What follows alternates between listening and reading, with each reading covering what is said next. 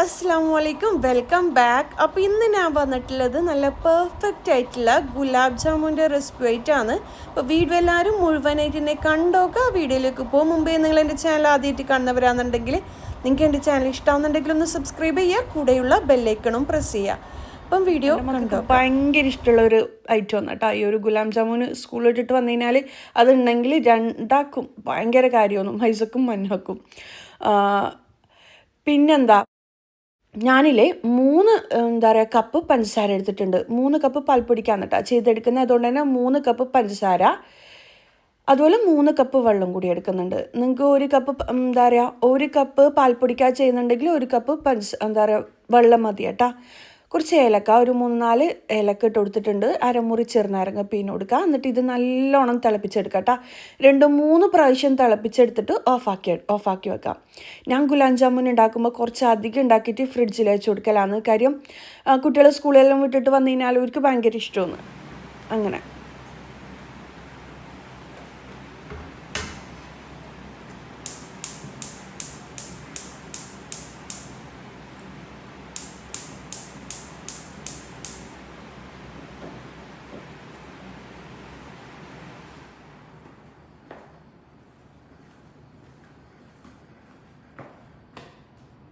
Sugar syrup റെഡിയാക്കാൻ വെച്ചിട്ടുണ്ട്.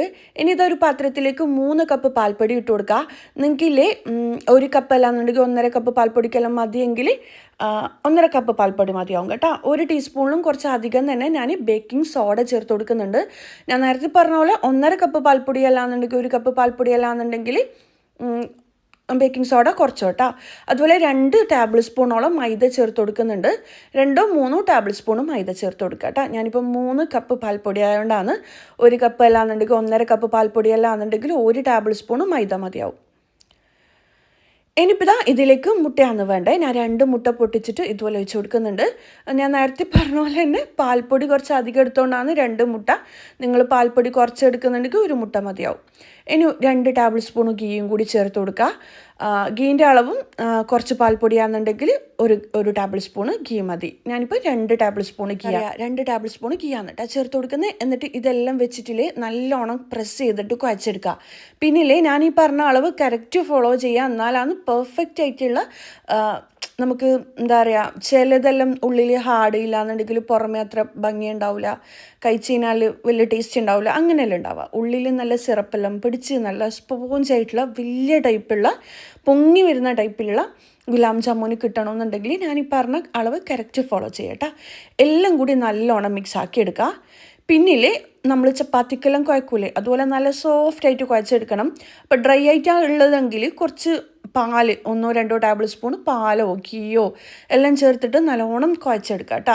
ഇതൊരിക്കലും ഡ്രൈ ആയിട്ട് ക്രാക്ക് വന്ന ടൈപ്പിലുണ്ടാകാൻ പാടില്ല. നല്ല സ്മൂത്തായിട്ട് നല്ല സോഫ്റ്റ് ആയിട്ട് വേണം ഇത് കുഴച്ചെടുക്കാൻ വേണ്ടിക്ക്. ഇതായാലും രസഗുള ആയാലും സെയിം കുഴച്ചെടുക്കുന്നത് നല്ലോണം ശ്രദ്ധിക്കണം കേട്ടോ. ഇല്ലാന്നുണ്ടെങ്കിൽ നമ്മൾ എണ്ണയിലിടുമ്പം അല്ലാന്നുണ്ടെങ്കിൽ പാലിലിടുമ്പോൾ എല്ലാം പൊട്ടിപ്പോകാൻ ചാൻസ് ഉണ്ട്.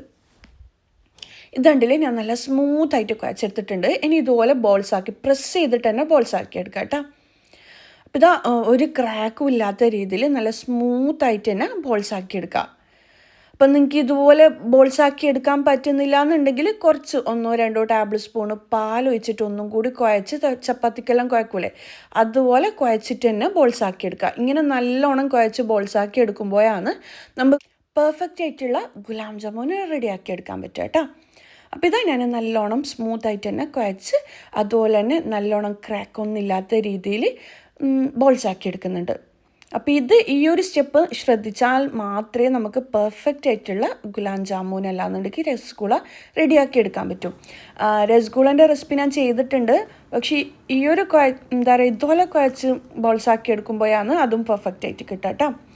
അപ്പോഴേക്കും നമ്മുടെ ഷുഗർ സിറപ്പ് നല്ലോണം തിളച്ചിട്ടുണ്ട്. 2-3 പ്രാവശ്യം ഇങ്ങനെ ഹൈ ഫ്ലെയിമിൽ വെച്ചിട്ടില്ലേ നല്ലോണം തിളപ്പിച്ചെടുക്കുക. എന്നിട്ട് തീ ഓഫ് ചെയ്യുക കേട്ടോ. അതിലേക്ക് വേണമെന്നുണ്ടെങ്കിൽ കുറച്ച് റോസ് വാട്ടർ ഇല്ലേ 1 ടീസ്പൂണ് റോസ് വാട്ടർ ചേർത്ത് കൊടുക്കാം.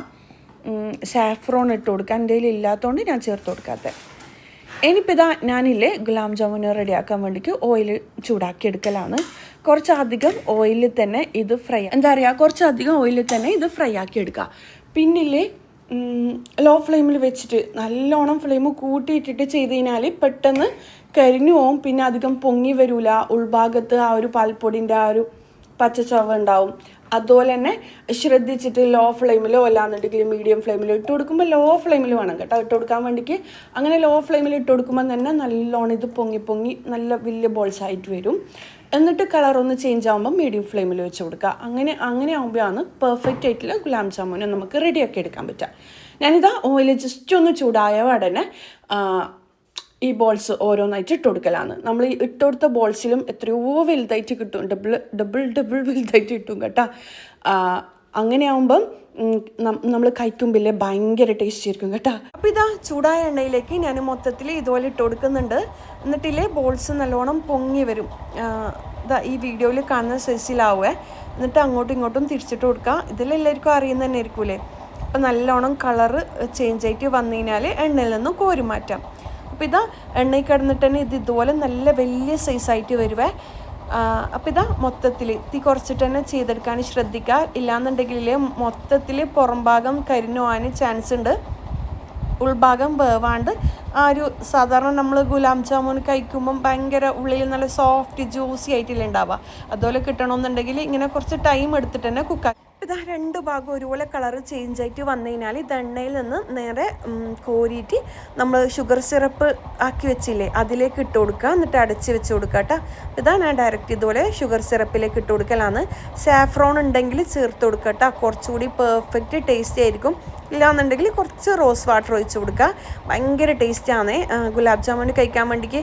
ഇതിപ്പം നമ്മൾ ഷുഗർ സിറപ്പിൽ ഇട്ട് കൊടുത്തില്ലേ, ഇതിപ്പോൾ ഒന്നുകൂടി സൈസ് എന്താ പറയുക നല്ല വലിയ സൈസായിട്ട് വരിക കുറച്ച് സമയം ഇട്ട് വെക്കുമ്പം.